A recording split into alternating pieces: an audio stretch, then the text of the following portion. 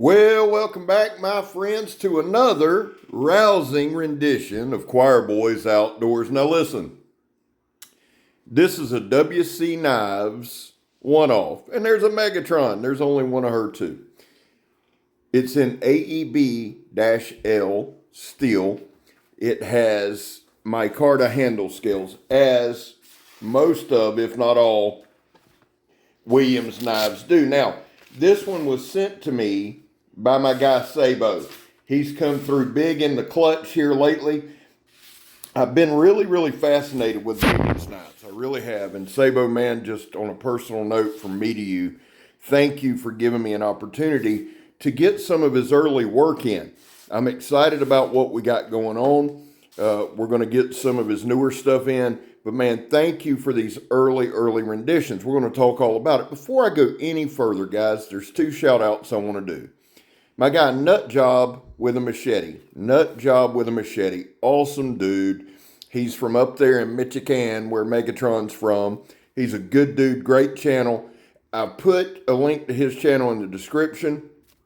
And then, man, the second channel is Tim's School of Fish. Tim's School of Fish. Been wanting to show him some love for a minute now. Good channel, good dude. Has an awesome collection of slip joints and other knives, but I've been really checking out the slip joints. So check those two out, Nut Job with a Machete and Tim's School of Fish. Also, WC Knives tagged in the title.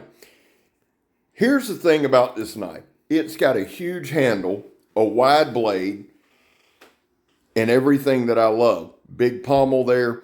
But see that handle? That is kind of the premier piece to this knife for me personally.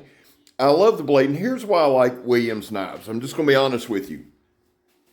Each one presents a different challenge, but once you pick up one of Williams knives, you figure out very quickly how it works.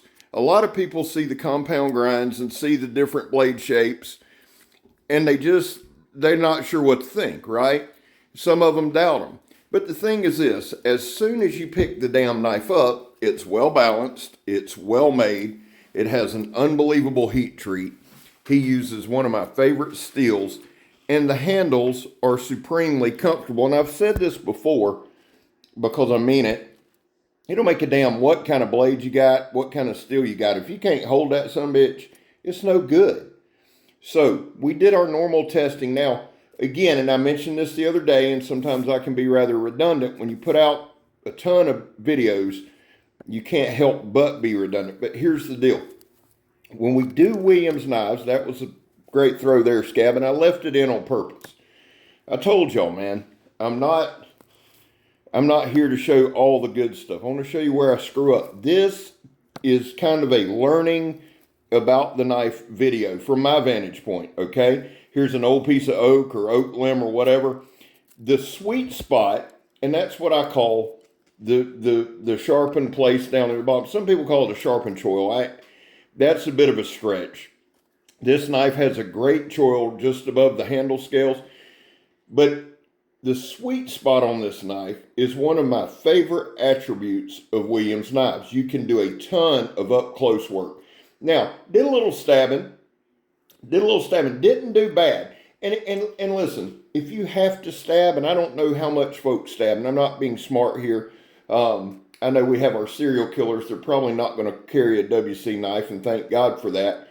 But if you have to stab, this thing will get it done. Now, to me, it's kind of a Tonto style, but there's several different styles in here.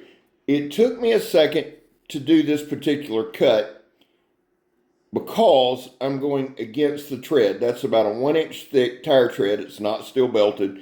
Matter of fact, next time I'm going down the road, I've got to stop and get some more. Basically, it's just tread off a semi-tire, right? We see them all up and down the road. And I've mentioned this a million times. I am absolutely a scavenger. I try to get as many different materials as I can. I don't cherry pick what I get. But I think we get some stuff to really show the knife. Making this cut impressed the hell out of me, okay? It cut it pretty damn clean. It went through it pretty good. What does that show? Well, it didn't dull the damn thing at all. Now, here's some steel belted sandblast hose. We're just going to do a straight cut down. The thing that I love about AEB-L is it's easy to sharpen and it holds a hell of an edge. Now, that sandblast hose is still belted. I want to explain this right here. We do a one chop. That's some of that old hardwood from like Home Depot or something. That shit's harder than a brick bat, son. Now, I've mentioned several times about changing my policy on batoning, and I want to say this up front. I do not baton when I go camping. I'm doing it here to finish the drill, but this is the only batoning I do with this knife. And soon, guys, we're going to phase it out because I don't think it's something that really needs to be shown. However, in this instance, I wanted to use it. That's a piece of hardwood. This is a bigger knife.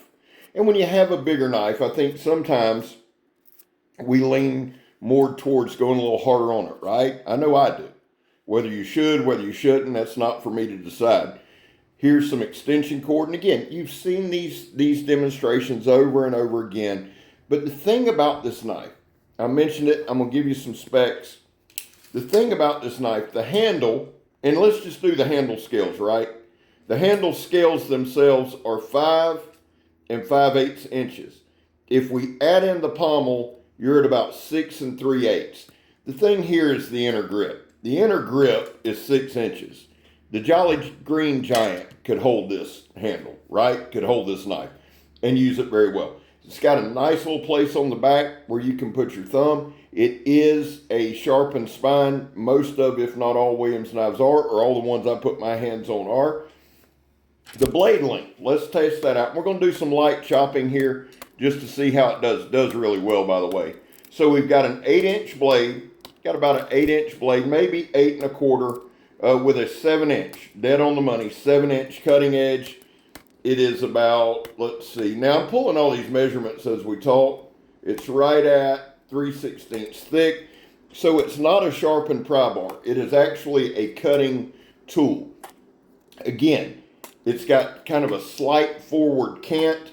It does have a lanyard hole at the bottom. The thing, though, about this handle profile and the ergonomics is I can get 3 distinct grips on it.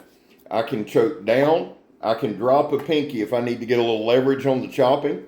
I can go midway. It's got a nice pommel there, palm swell there, where I can really grip it. Or I can choke up to do some finer work. And it works really, really well in all 3. If I flip the knife upside down for a stabbing motion, I can again go with 3 different grips. I can drop my hand down or up on the handle at that point and put my thumb on the back.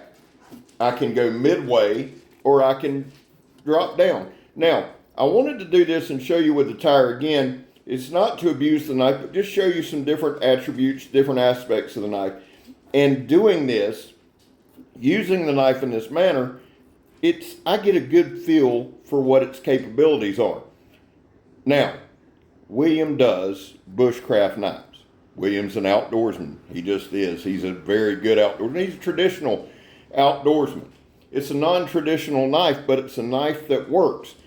I wanted to take this knife, put it kind of in an industrial setting, an industrial type testing area, to show you that it can hold up. And if it holds up in an industrial environment, then certainly it's going to hold up in the woods. And if you need to bet your life on it, well, certainly you can.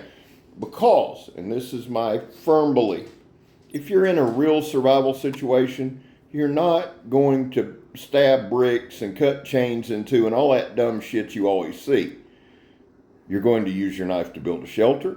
You're going to use your knife to start a fire. You're going to use your knife to prep game. You're going to use your knife for defense. There's several attributes of a knife you need. It needs to be comfortable for long-term use. If you're going to build a real shelter and you're going to put that time in, if you're going to prep a fire, these are things that can take time, right? You can do quick anything, but if you're looking long-term, you need to be able to hold the knife and it not have hot spots. I've yet to find a hot spot on Williams handles. Now, here's the thing. Knives are subjective. The next guy down the line may have a totally different opinion.